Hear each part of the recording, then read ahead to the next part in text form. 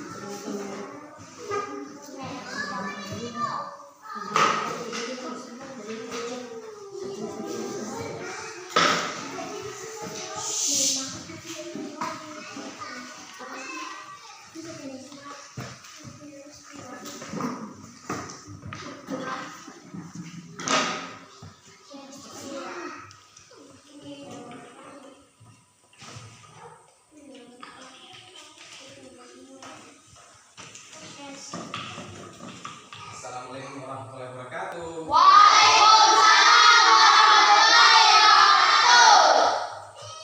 Bagaimana kabarnya hari ini?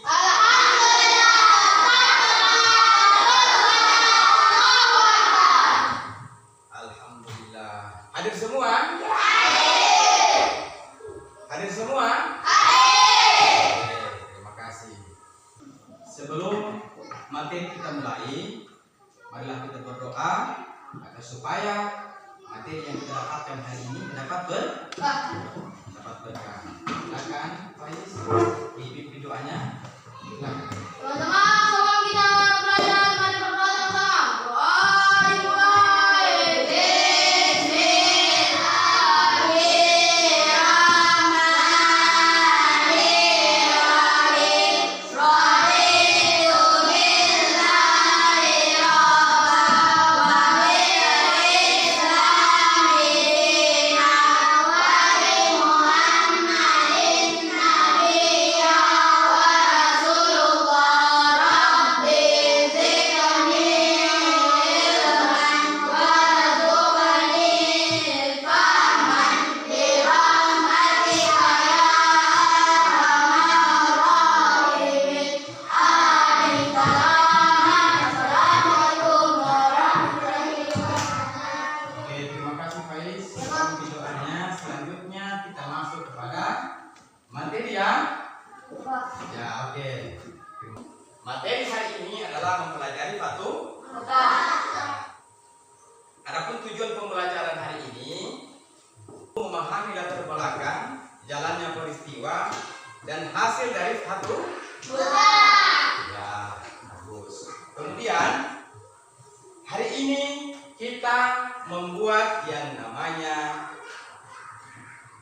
artinya ada karton, kemudian nanti ada yang ditempel, ya.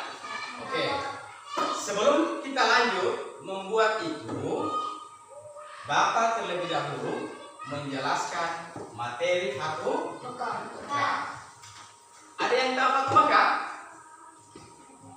Ya, Fatu Mekah itu adalah pembebasan kota Mekah dari kaum Quraisy. Kemudian membersihkan patung-patung yang berada di Ka'bah. Jadi dibersihkan itu sehingga Ka'bah itu digunakan untuk beribadat untuk umat muslim. Jadi seperti itu. Untuk lebih jelasnya, Bapak akan menjelaskan terlebih dahulu materi Fatu Mekah. Baik. Bisa dilihat di depan sini. Di sini ada sudah tampilan materi Fatu Mekah. Bisa dilihat apa itu Fatu Mekah. Ya, Fatu Mekah bisa diperhatikan atau disebut dengan penaklukan Mekah adalah peristiwa penting dalam sejarah Islam yang terjadi pada tahun apa? Pada tahun apa? Bisa dilihat sana. Tahun 8 Hijriah 629 Masehi. Ya, jadi Fathul Mekah itu adalah, bisa dilihat apa? Fathul Mekah, peristiwa penting dalam sejarah Islam. yang terjadi pada 8 Hijriah. Dan peristiwa ini menandai kemenangan besar bagi umat Islam setelah sebelumnya mengalami penindasan pertempuran melawan kaum Quraisy.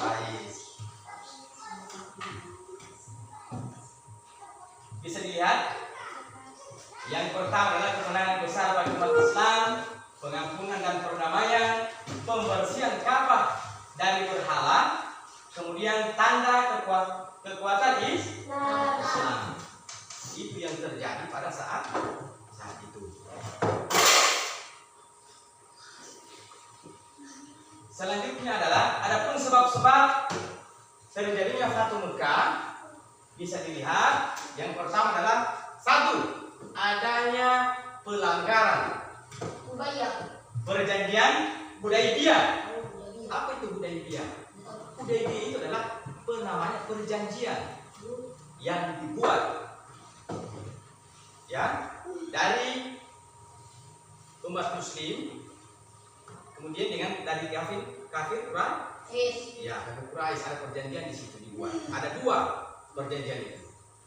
Dan perjanjian itu dikhianati oleh kaum Quraisy sehingga terjadinya perang. Kemudian keinginan untuk menegakkan keadilan. Yang ketiga adalah meningkatkan dukungan untuk Islam. Yang keempat, kekuatan pasukan Islam yang meningkat pada saat itu. Ya. Yang kelima, perubahan situasi politik sosial. Yang keenam, perintah Allah Subhanahu wa taala. Dan yang ketujuh, keinginan untuk membersihkan Ka'bah. Kenapa dibersihkan Ka'bah? Karena banyak berhala. Ya, karena kaum Quraisy itu menyembah berhala. Jadi berhala itu mereka simpan di dekat Ka'bah itu.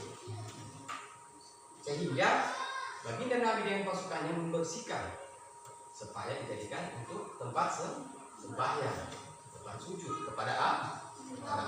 Oke. Sekarang Bapak sudah jelaskan tadi materinya. Sekarang kita lihat, ya, kita tonton dulu video. Ada yang video Fathul Mekah, ya, bisa nanti dilihat. Selanjutnya perhatikan video berikut ini tentang materi Fathul Mekah.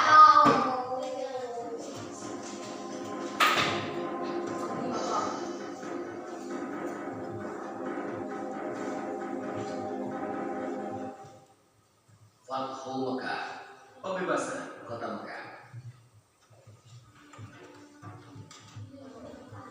Silakan disimak. Awal bulan Zulqa'dah tahun ke-6 Hijriah, Nabi Muhammad bersama 1.400 sahabatnya bergerak menuju Mekah dalam rangka menjalankan ibadah umrah. Rombongan besar tersebut membawa 70 ekor unta sebagai hewan kurban. Para sahabat Nabi sangat antusias mengikuti perjalanan ke Mekah, terutama kaum muhajirin yang telah lama meninggalkan kota kelahirannya. Namun, perjalanan mereka terhenti di wilayah Hudaybiyah, 22 km arah barat kota Mekah. Di Hudaybiyah, beberapa orang Quraisy bertanya tentang keperluan rombongan Nabi datang ke Mekah. Utusan Nabi Muhammad menjelaskan bahwa kedatangan mereka bukan dalam rangka penyerbuan, tetapi untuk menjalankan ibadah umrah, menyembelih kurban, dan setelah itu kembali ke Madinah. Namun, orang-orang Quraisy tetap bersikeras menolak kedatangan Nabi Muhammad dan para sahabatnya.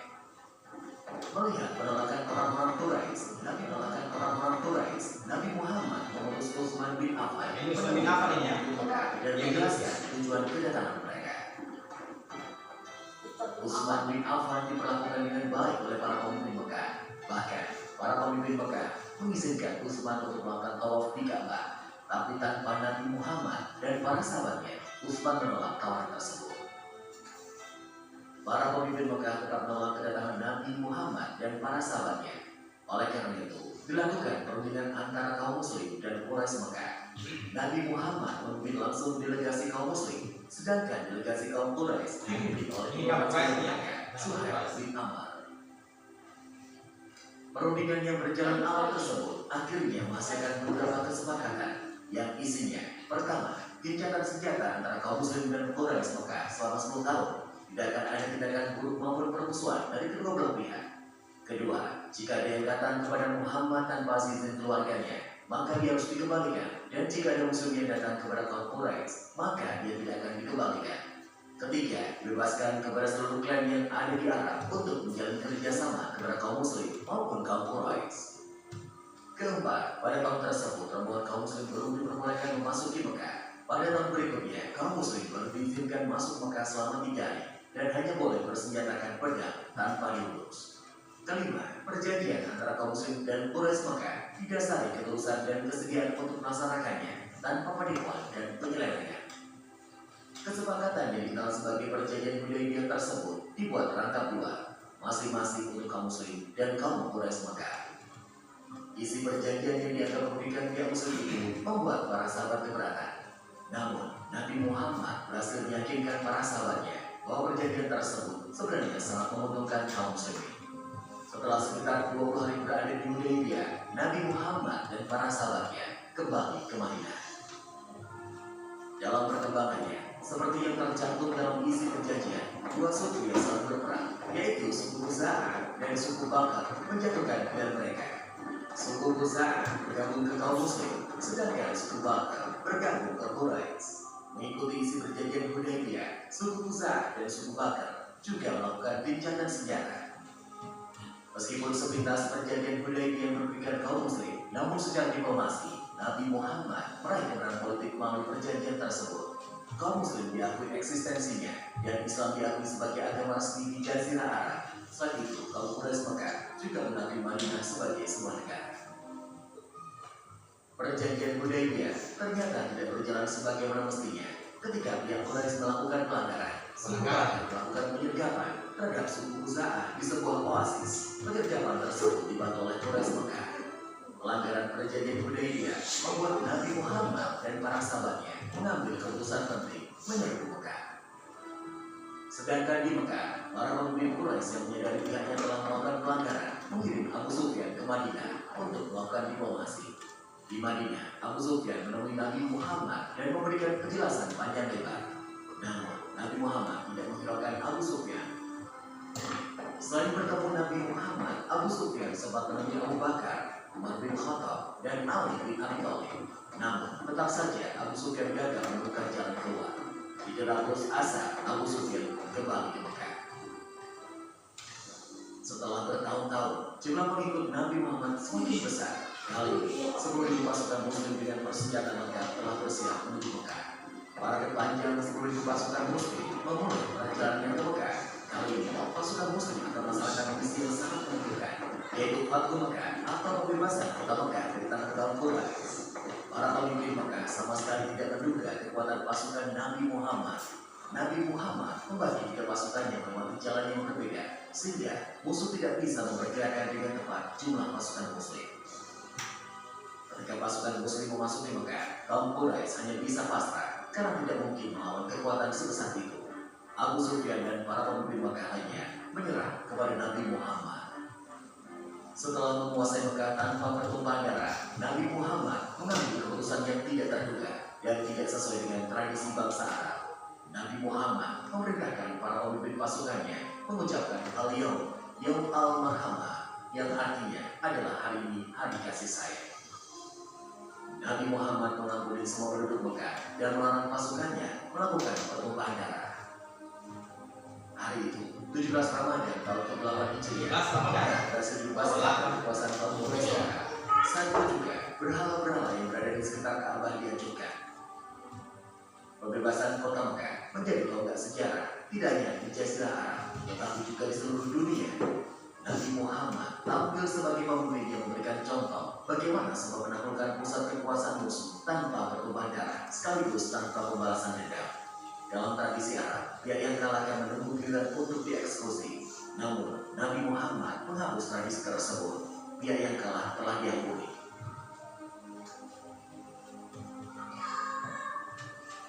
Setelah Ka'bah dibersihkan dari berbagai jenis berhala, Bilal pun diperintahkan Nabi untuk mengumandangkan azan.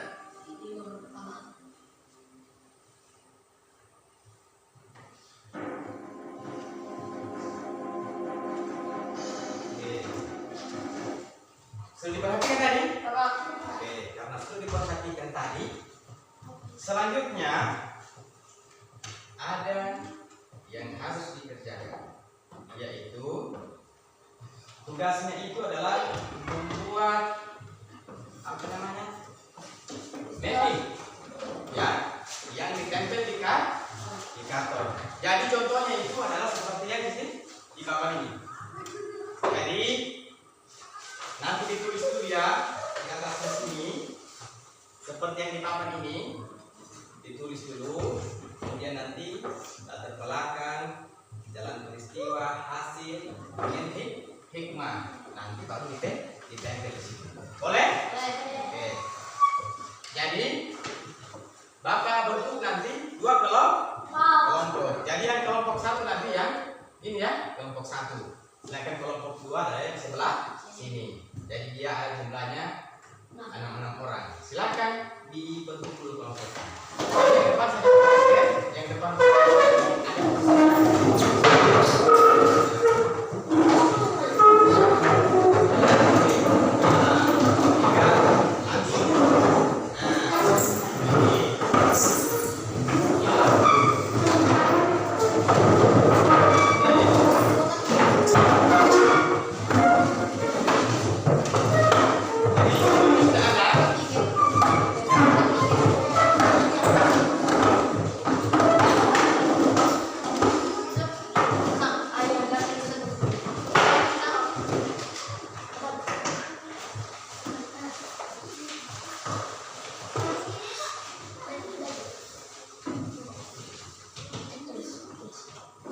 Oke, jadi ini kelompok 1, ini kelompok 2. Silakan dibuat sesuai dengan contoh, ya. Contohnya seperti yang di papan ini. Oke, silakan dibuat, waktunya 5 menit. Silakan. Ya. Pas yang tulis itunya. Sesuai dengan yang di papan sah.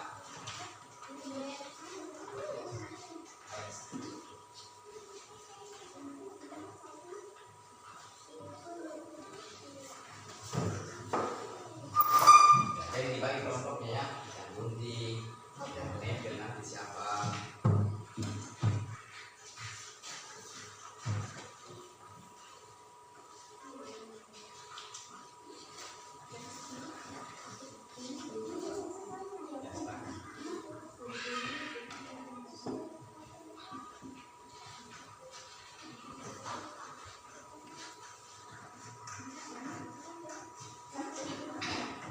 Sudah diperhatikan tadi? Oke, karena sudah diperhatikan tadi, selanjutnya ada yang harus dikerjakan, yaitu tugas. Jadi contohnya itu adalah seperti yang di sini di papan ini. Jadi nanti ditulis dulu ya di atasnya sini. Kita bentuk nanti 2 kelompok. Jadi yang kelompok 1 nanti yang ini ya, kelompok 1. Sedangkan kelompok 2 ada yang sebelah sini. Jadi dia ada jumlahnya 6 orang. Silakan dibentuk dulu kelompok. Yang depan saja, yang depan.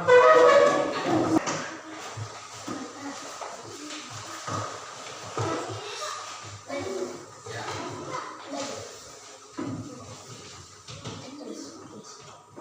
Oke. Jadi ini kelompok 1, ini kelompok 2. Silakan dibuat sesuai dengan contoh, ya. Contohnya seperti yang di papan ini. Oke.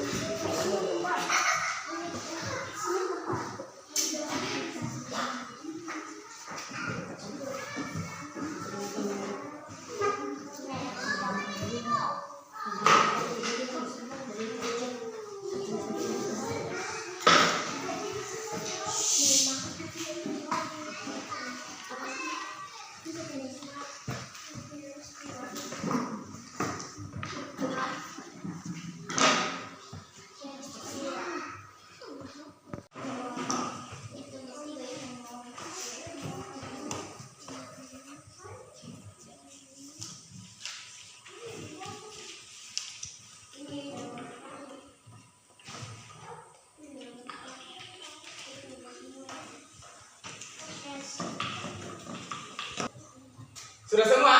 Sudah. Oke, terima kasih. Alhamdulillah sudah dikerjakan tugasnya. Sekarang saya memberi kesempatan kepada kelompok 1 untuk memperlihatkan kepada teman-temannya hasil kerjanya. Jadi saya minta 3 orang untuk maju ke depan ya. Oke, silakan. Siapa? Latar belakang sama. Jalannya peristiwa. Oke, silakan. Latar belakang. Pelanggaran perjanjian Hudaybiyah. Perjanjian Hudaybiyah adalah kesepakatan antara kaum muslimin dan Quraisy yang salah satu isinya adalah tidak ada peperangan selama 10 tahun. Jalannya peristiwa. Persikapan kaum muslimin. Rasulullah SAW mengumpulkan pasukan sebanyak 10 juta orang. Strategi dijaga ketat untuk menjaga kerahasiaan agar Quraisy tidak sempat bersiap melakukan perlawanan. Oke, sudah didengar tadi? Oke, sekarang satu. Oke, ini adalah hasil dari kelompok. Tampilkan yang Oke. 1, 2, 3.